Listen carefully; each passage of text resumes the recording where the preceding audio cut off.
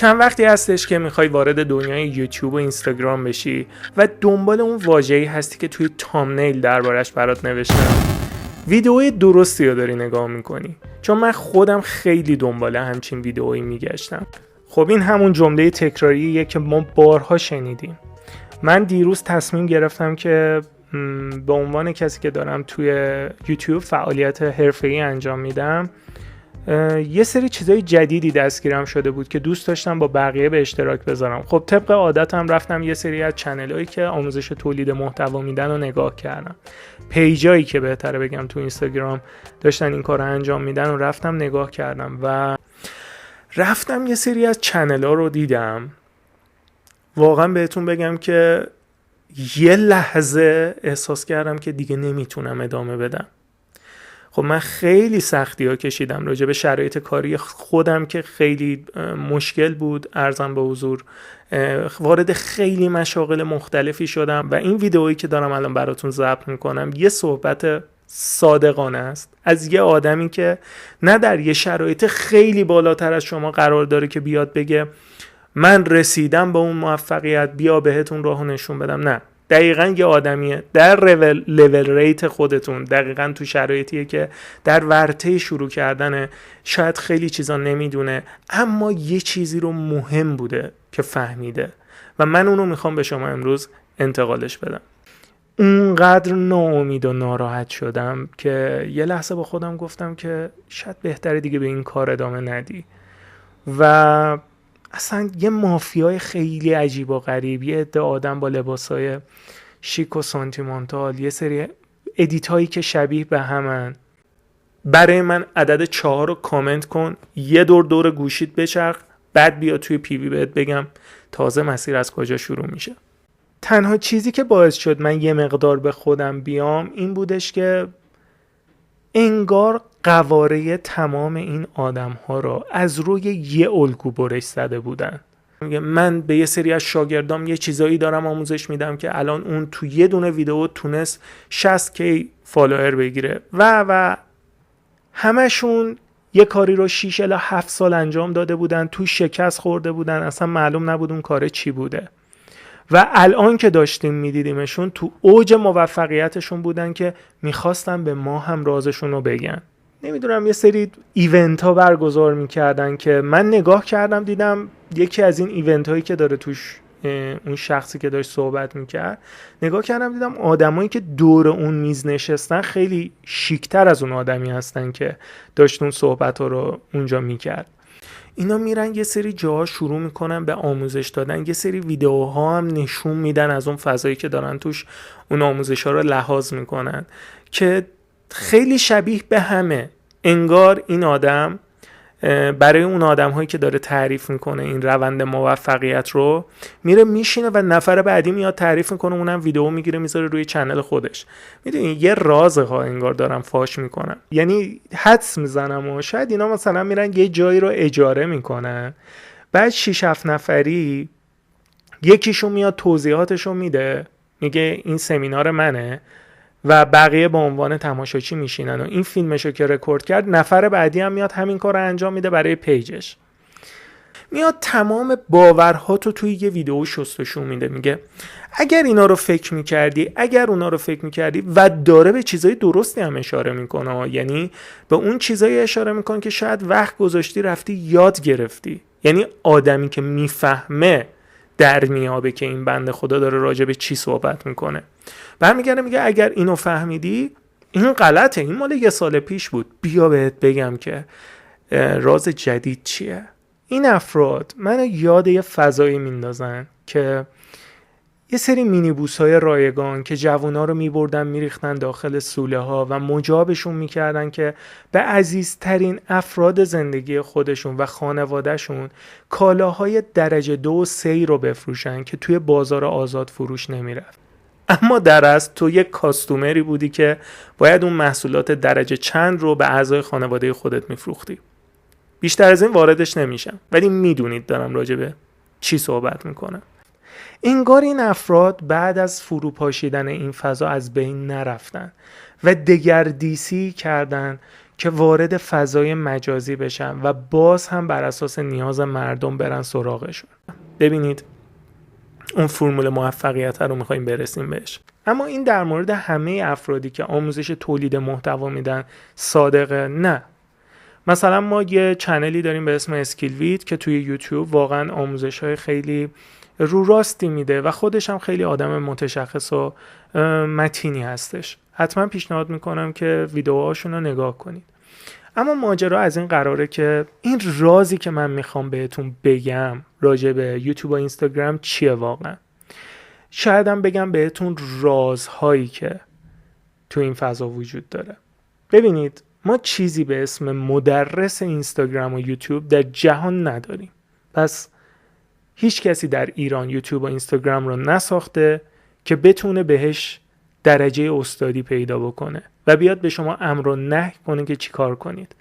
یک سری قوانین وجود داره، Community Guidelines و یا Privacy Policies که اگر راجع به اون اپلیکیشن شما بدونید میتونه بیشتر بهتون کمک کنه که چطوری میتونید با قواعد و چارچوب اون اپلیکیشن تولید محتوای درستی داشته باشید.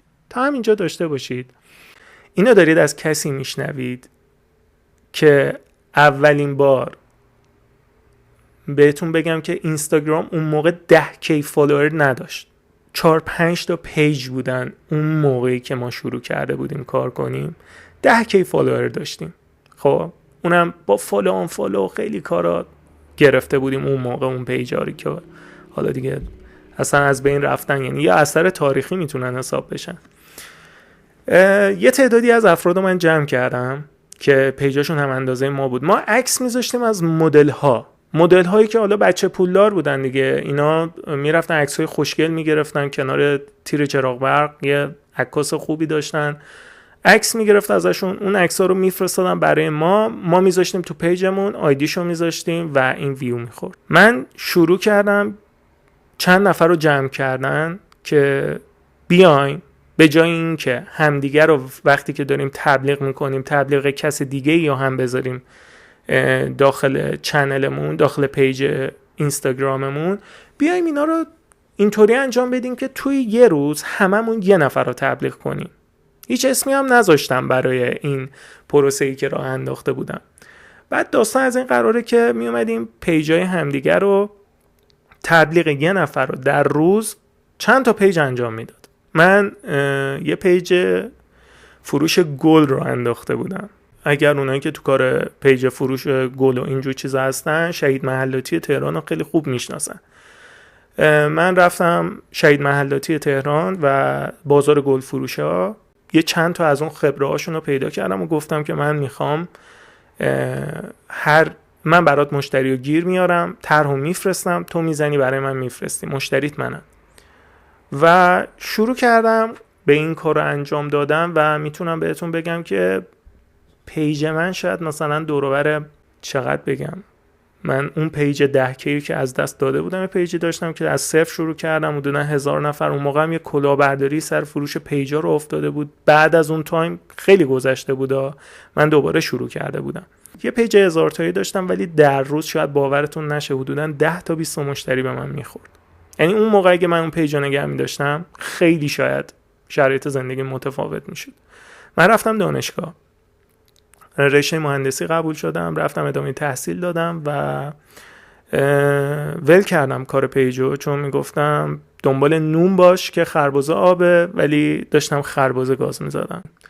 الان خیلی از شما شرایط 3-4 ماه قبل منو دارید که با توجه به اینکه وضعیت شغلیتون به یه شرایطی رسیده که بیشتر تمایل دارید وارد فضای مجازی بشید و ازش به یه درآمد خوبی برسید، تمایل دارید که این کار رو انجام بدید، اما به لحاظ شرایط سنی توی موقعیتی هستید که دیگه فرصت ریسک ندارید که کاری رو انجام بدید که به اشتباه ختم بشه و اینکه یه مقداری ریسک پذیریم خیلی پایینه. مثل من نباشید. نه نمیتونم ریسک کنم، چون اگر ببازم نمیتونم برش گردونم. میدونی چی میگم؟ یعنی مسیر زندگی من جوری شده که دنبال همون کلمه موفقیت باید همیشه راههایی رو انتخاب کنم که ریسکی ندارن، چون من فرصت برای باختن ندارم. اگر ببازم نمیتونم جاشو پر کنم. اگر نتونم داره رکورد میشه. اگر نتونم جاشو پر کنم میشم یه آدم شکست خورده‌ای که این ننگ روی پیشونیش میمونه. واسه همین هیچ وقت ریسکی نکردم که موفق بشم. وقتی که برگشتم دیگه شرایط خیلی عوض شده بود. یه سری اتفاقات افتاده بود که قبل از اینکه الگوریتم و این داستانه اینستاگرام شروع بشه دیگه نمیشد واقعا ورود کرد. یه سری آدما دیگه بالا بودن، بالا هم میموندن. یه قاعده‌ای بودش که دیگه گذشت از ما. یعنی گفتیم دیگه باخت بود دیگه، سوختیه که ما دادیم. اما حالا چی کار میشه کرد؟ نگران نباشید، موفقیت از یادم نرفته. من مثل اینا خالی بند نیستم که اون بحث راز موفقیت رو بهتون نگم. وارد این ماجرا شدم که درس خوندم، مشکلاتی پیش اومد تو بحث کار و اینا. میدونید به چه برهه‌ای ما برخوردیم که دیگه تخم کارو خوردن و دیگه کار به راحتی نمیشد پیدا بشه و این داستانا. ما همیشه یه قدم عقب تر بودیم. خیلی سخت تلاش میکردیم ولی یه قدم عقب تر بودیم همیشه. میفهمیدم ولی به واسطه محافظه کار بودن خانوادم خیلی سخت بود بخوام تصمیماتی رو بگیرم که زندگیم رو متحول بکنه. میتونستم شاید یه سری از راه‌ها باشه که خیلی موفقیت براش نزدیک تره، ولی همیشه از طرف خانواده به سمت امن‌تری میرفتم که اون سمت امن در نهایت تبدیل شد به این که همه اینجورین، ناراحت نباش، درست میشه. ولی تا کی؟ الان تویی که داری این ویدیو رو میبینی دقیقا شرایط منو داری یا شرایط بهتری از من داری.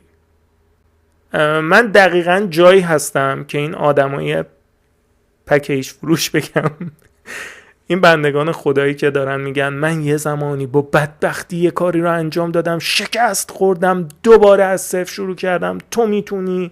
کلمه استمرار رو 17 بار بنویس اینجا، کامنت کن برام تا بهت بگم چطوری. من دقیقاً تو اون پوزیشنی هستم که دارم 6 سال تلاش میکنم نمیدونم که چه اتفاقی قراره بیفته. چرا من دارم اینطوری این ویدیو رو ضبط میکنم؟ احساس میکنم خیلی راحتم اینجا. به هم فرصت بدید، بهتون میگم حداقل اگر نتونم به اونجا برسونمتون، شما رو از بیراه دورتون میکنم. تنها کمکی که میتونم بهت بکنم که راه موفقیت رو پیدا کنی اینه که به حرف اونا گوش نده. اون چنل ها، پیج ها یه 2 چیز درست میگن ها، ببین مثل شیطانن 2 چیز درست بهت میگه، وقتی که بهش اعتماد میکنی از بیخ میزنتت و میاره جایی که خودش هست. میدونی چی میگم؟ من واقعا خسته شدم از این که، امیدوارم بعد از این ویدیو خودکشی نکنم. من خیلی خسته شدم از این که واقعا مسیرهای مختلفی رو امتحان کردم، مسیرهای خیلی سختی رو طی کردم، اما میتونم بهت یه چیز خیلی مهمی رو بگم. به عنوان یه آدمی که این چیزی که تو میخوای الان شروع کنی رو یه 3-4 ماه قبل شروع کرده و یه سری جاها سرشو کوبیده که به موفقیت نزدیک بشه، من تو این چنل قرار نیستش که بیا برای من کلمه ایکس رو کامنت کن، تو دوره‌های من شروع کن، بیام برات شعار درباره موفقیت بدم، 4 آدم سانتیمانتال بیارم بچینم جلوم، 2-3 ایونت خفن. نه، از این چیزا نیست. اما تو این چنل قراره چیکار کنم؟ من قراره تمام پشت صحنه هایی که توی چنل آرمین دیوین اتفاق میفته رو اینجا باهات رو راست به اشتراک بذارم. پروسه رشدشو براتون تعریف میکنم که چه کارهایی کردم به اینجا رسید یا به اونجا رسید و آیا موفق بشم یا نش مهم نیستش، داره عمر من طی میشه. خب شما به عنوان یه آدمی که شاید هنوز شروع نکردید میخواین ببینید کسی که این کارو شروع کرده آیا به نتیجه رسیده یا نه، اون موش آزمایشگاهی اینجاست. من برات این کار رو انجام میدم و صادقانه بهت توضیح میدم.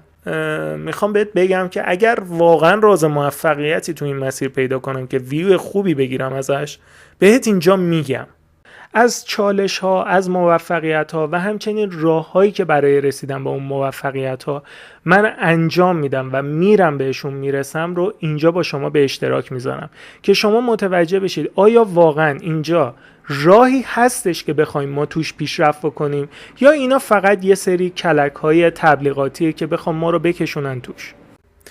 من میخوام تو اینجا چیکار کنم؟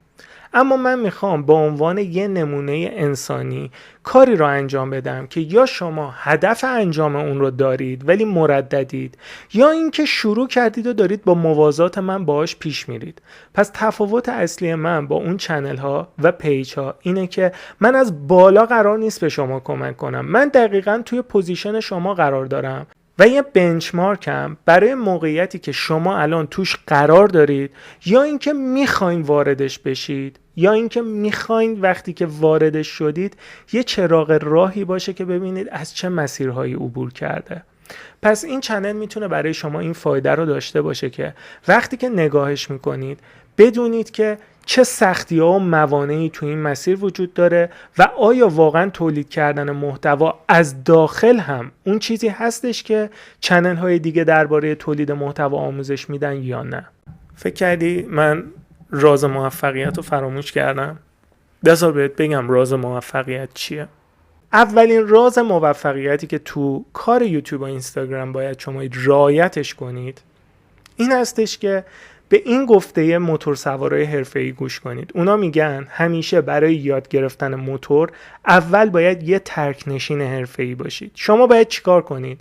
شما باید برید بشینید ویدیوهایی که در زمینه مورد علاقه شما در حال تولید هستن نگاه کنید و ببینید که اصلا تو این سبک داره چه چیزی تولید میشه، یا اصلا پلتفرم رو بتونید درست تشخیص بدید. وقتی میخواید تو یوتیوب فعال کنی اول تو باید یه بیننده حرفه‌ای یوتیوب باشی تا بفهمی اصلا تو این فضا چه جور کارهایی صورت میگیره، چه تفاوتهایی داره با فضاهای اجتماعی دیگه. از این شاخه به اون شاخه نپر، وارد شاخه‌ای نشو که شک داری درسته، ولی اگر وارد شدی دستت بهش آلوده شد تا نتیجه نگرفتی ازش خارج نشو. و نکته اساسی بعدی که شما باید توش رعایت کنید اینه که دنبال کاری برید که اگر از تولید محتواش درآمدی برای شما حاصل نشه از کاری که دارید انجام میدید لذت ببرید. این یکی از نکات مهمی هستش که باعث میشه اگر رعایتش نکنید رها کنید این کارو، چون خیلی از مواقع روی خوشی بهتون نشون نمیده. و این دوتا نکته خیلی ساده خیلی جاها میتونن کمک کنن بهتون. این باعث میشه که خسته نشی و اگر نتیجه نداد دست نکشی. تنها راز موفقیتی که الان تو شماره 2 میخوام بهتون بگم که عامل اصلی رشد واقعی استمراره. شما وقتی اون علاقه رو داشته باشی در صورت نگرفتن نتیجه بازم استمرارت رو حفظ میکنی. یعنی من دارم بهت میگم چطوری میشه استمرار داشت، نه اینکه بیام فقط بگم استمرار داشته باش. این سیزیف سنگ و هول بده و بازم اگر قل خورد دوباره ورش دار. نه، من دارم به تو توضیح میدم که اگر بتونی با علاقه انتخاب بکنی اون چیزی که داری الان انجام میدی رو دیگه خسته نمیشی ازش. پس راز اصلی که تا اینجا بهش دست پیدا کردم استمراری که از روی علاقه میاده. یعنی تا اون چنل آرمین دیوینی که داری میبینی اینو من متوجه شدم. اگر ازش لذت میبری شروع کن. حتی من کاری با مهارتات ندارم، انجامش بده، شروع کن، ضرر نداره. تو میخوای اون کار رو انجام بدی، اگه انجامش ندی داخلت یه گرهی، چه قلنجیشی یه گره بزرگی داخلت ایجاد میشه که نمیذاره دیگه کار دیگه ای انجام بدی. اما همین الان برای شروع کردن این کار میخوام یه آپدیت از اتفاقاتی که توی چنلم افتاده بهتون بدم. من چندین تا ویدیو شیر کردم توی چنل آرمین دیوین و میتونید برید ببینید همین الانشم. این ویدیوهایی که من شیر کردم یکیشون که درباره گیم آف ترونز بود یک ریلزی هم من توی اینستاگرام گذاشتم که این ریلز وایرال شد. همین الان که با شما دارم راجع به صحبت میکنم 150 کی ویو خورده. و یکی از حسنایی که داشت کاری که توش انجام دادم این که رفرنس دادم، گفتم اگر میخواین ادامه این ویدیو رو ببینید بیاین توی چنل یوتیوبم و این نرخ بازدیدهای منو بالا آورد. یه تایملاینی که الان من تو این مسیر داشتم رو براتون شرح بدم که ما یه ورود نرمال داشتیم، داشت رشد میکرد، ولی یه سقوط خیلی وحشتناک اتفاق افتاد توی الگوریتم که ویوهای 100 خورده نفره ما رسید به 20 تو این رنج. و الان من فقط با یک چیز، اون هم ممارست بر روی یک تایمی که خودم انتخاب کرده بودم، یعنی یه روز مشخصی یا ساعت مشخصی، همیشه ویدئوم رو تو اون تایم سعی میکنم شیر کنم. این باعث شد که من 3 تا ویدئوی قبلیم برای اولین بار نزدیک به 800 نفر ویو بخوره. درسته بعد از اون یه مقداری باز هم نزول تعداد بازدید داشتم، ولی خب همون ویدیو باعث شد که من تعداد زیادی سابسکرایبر بگیرم. همین الان که دارم با شما صحبت میکنم پیج اینستاگرامم 8K و چنلی که الان دارم 7 نفر سابسکرایبر داره و ویوهاش هم همین الان میتونید برید نگاه کنید ببینید چه شرایطی داره. فعلا دارم تلاش میکنم که یه مقداری محتوامو سعی کنم به سمت مفیدتری ببرم و اگر دارم محتوایی رو تولید میکنم به سمت محتوای با ارزش و ماندگارتر بره تا محتوای گذری. راجع به این حتما با هم بیشتر صحبت میکنیم. من سعی کردم توی این ویدیو به شما توضیح بدم که قراره تو این چنل چی کار کنیم و یه مقداری سعی کردم شفافش کنم مسیر رو براتون. امیدوارم این رازهای موفقیتی که تا الان بهشون تونستم دسترسی پیدا کنم براتون مفید و موثر بتونه واقع بشه. روز خوش، خدا نگهدار.